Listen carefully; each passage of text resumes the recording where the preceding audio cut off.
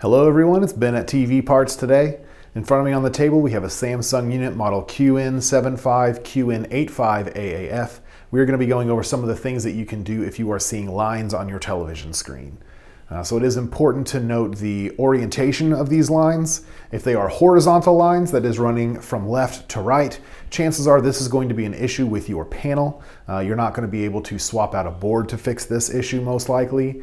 If you are seeing vertical lines, that is running from top to bottom, this is most likely going to be an issue with either the T-Con board or the main board. The unit that we are working in today is only going to have the main board, so that's the one that we're going to try and swap out here. We're going to have a short video on just exactly how to get that out of your television.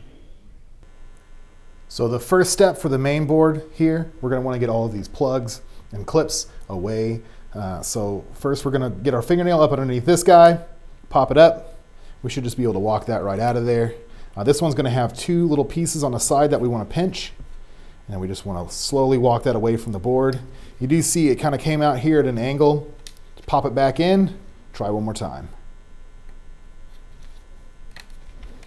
This guy is going to be similar to this one here. We are going to just pop up the flap with our fingernail. And that ribbon cable should just come right out of there. Do be careful with these, we don't want to damage them.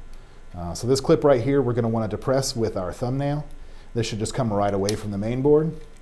This clip right here is going to be a similar style to this one.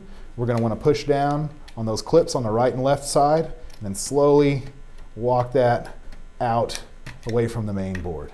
This ribbon cable connection is going to be similar to these two. We just want to pop it up with our fingernail, and then we want to walk that out of there.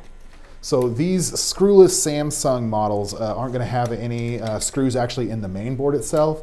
There is a small nubbin right here that we're going to want to very, very gently bend up on the main board to where the main board can pass over that little bump.